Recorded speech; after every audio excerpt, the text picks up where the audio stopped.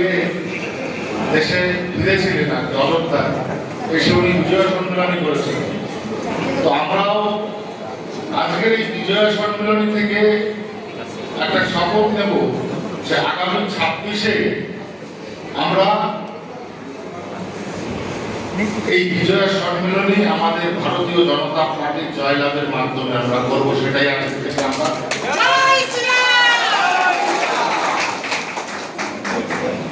আমরা জানি। একটা বাই ইলেকশন হয়েছে, যে বাই ইলেকশনে টিএমসি এখানে জিতেছে, কিন্তু সেটা বাই ইলেকশনই সম্ভব। আমি জানি আমার বাগদার যে কার্যকর্তা, ভারতীয় জনতা পার্টির কার্যকর্তা, সেখানে যদি প্রকৃতিগত বা বাস্তব ভোট হয়, সেখানে ভারতীয় জনতা পার্টি বিকল্প অন্য কোনো পার্টি এখানে আসবে না। এটা আমার দৃঢ় বিশ্বাস আপনাদের প্রতি, এবং আমরা সেটা আগামী 26-এ এই বাগদায় আমরা দেখিয়ে ছাড়বো। এটা আমাদের আজকে শপথ। আমরা জানি বর্তমান পরিস্থিতিতে টিএমসি সরকার, পুলিশ যদি তাদের পেছন থেকে সরে যায় তাহলে একটা কর্মী খুঁজে পাবে না। বর্তমানে সেই পরিস্থিতি হয়েছে, কারণ এটা স্বাভাবিক কথা। একটা দীর্ঘমেয়াদী যে সরকার সন্ত্রাসে বিশ্বাসী, যে সরকার তোলাবাজিতে বিশ্বাসী, যে সরকার তার ক্যাডার বাহিনীর মাধ্যমে বিভিন্ন জায়গায় সিন্ডিকেটের সঙ্গে যুক্ত, এই পরিস্থিতিতে একটা সরকার লং টাইম লাস্টিং করতে পারে না। সেখানে অ্যান্টি ইনকামবেন্সি আসবেই, অর্থাৎ বিরোধীপনা, এবং সেটাই আজকে হয়েছে ওদের। কতদিন এই জালিয়াতি করে, মানুষকে ঠকিয়ে, পুলিশকে ব্যবহার করে সরকার চালাবে? বর্তমানে ওদের সরকার পুলিশ চালাচ্ছে, ওদের তোলা তুলে দিচ্ছে পুলিশ। আজকে এছাড়া একটা সরকারের যে স্পাইন স্ট্যান্ড দরকার, মেরুদণ্ডের উপর দাঁড়িয়ে থাকা দরকার, সেটা কিছু নেই।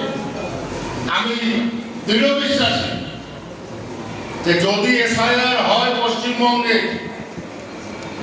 1 থেকে 1 কোটি 20 লক্ষ, আবার বলছি, মমতা বন্দ্যোপাধ্যায় আমার এই কথার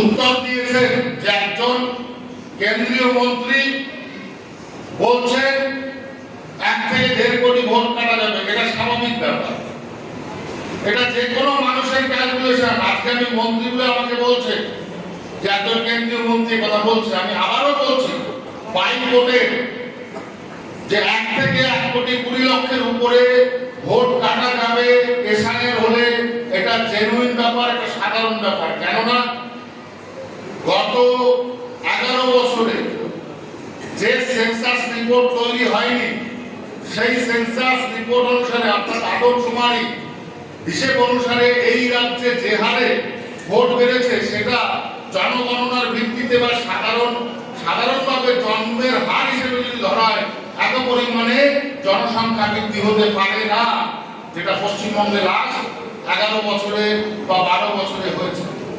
এই সময় কোন সরকার ছিল? 11 থেকে 12 বছর ধরে 2011-এর পরে টিএমসি সরকার। রোহিঙ্গা মুসলমান, বাংলাদেশি মুসলমান, ভুতুরে ভোটার, ভগবান ভোটার, এরা সব এসে ভোটের সময় এসে ভোট দিয়ে যায়, কোন থেকে দিয়ে যায়।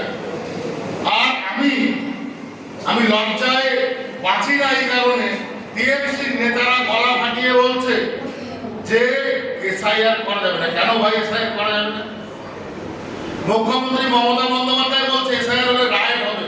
একজন মুখ্যমন্ত্রী, তিনি একজন সরকারি, একটা গভর্নমেন্টের মুখ্য, এবং সেখানে তিনি বলছেন যে এসআইআর করতে দেবেন না। তার মানে তার মনোবলি এবং তার অধ্যত্ত পশ্চিমবঙ্গে কতটা বৃদ্ধি পেয়েছে। একটা স্বতন্ত্র যে ইলেকশন কমিশন, তার বিরুদ্ধে উনি টাকা টানছেন যে উনি এখানে রায়েট করাবেন।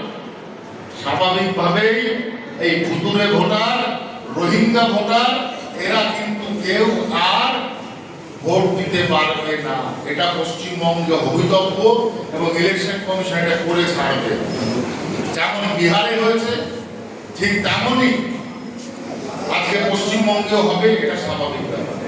আগে মুখ্যমন্ত্রী বলছে, আমি মাঝে মাঝে অবাক হয়ে যাই যে পশ্চিমবঙ্গের ডেমোগ্রাফি নাকি চেঞ্জ হয়েছে। আগে পশ্চিমবঙ্গের যে শহর আজকে উপনগর মহানগরী কলকাতা, সেই কলকাতা নাকি আজকে ক্রাইম প্রন থেকে উঠে গিয়ে জিরো ক্রাইম প্রনে এসেছে, অর্থাৎ সেখানে নাকি কোনো ক্রাইম হয় না। আগের পর এক মহিলারা ধর্ষিত হচ্ছে। 1 বছর না যেতে যেতে আজকে দুর্গাপুর কাণ্ড। উত্তরবঙ্গের বারপীড়িত লোকেদের সাথে সেখানে না দাঁড়িয়ে কার্নিভাল এখানে নাচ করছে।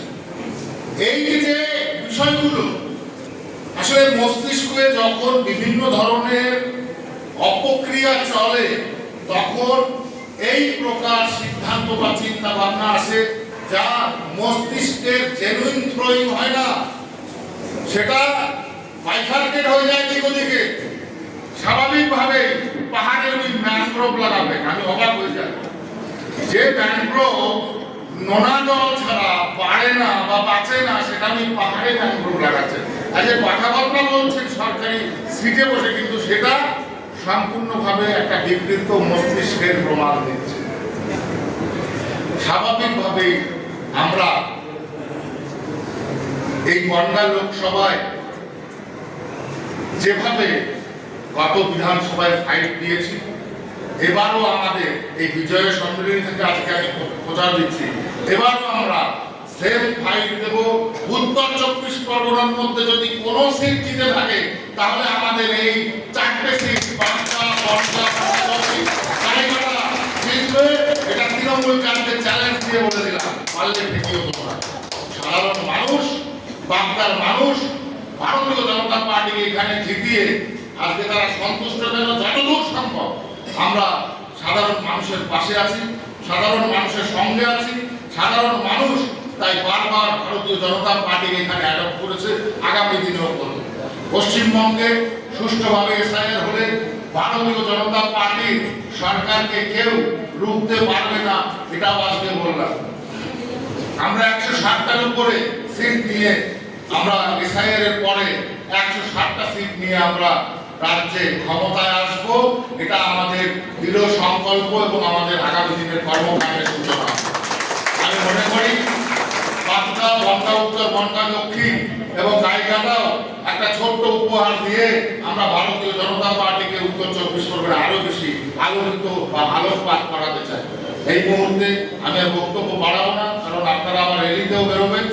আমি চাইবো সক্রিয়ভাবে আপনারা ভারতীয় জনতা পার্টিকে, বিশেষ করে এবার দেখাতে হবে বার্তায় যে তৃণমূল বাংলা থেকে নির্মূল, এই স্লোগানে আমরা আগামী দিনে চলব। তৃণমূল আগামী দিনে বাংলা থেকে নির্মূল, এই কথা আমরা মাথায় রাখতে সকলকে প্রভাবিত করে আমাদের জয়যাত্রাকে বাঁচিয়ে রাখুন, গতি দিন। এই আমি বলে আমার ক্ষুদ্র বক্তব্য শেষ করলাম। সকলকে নমস্কার, ধন্যবাদ। ধন্যবাদ।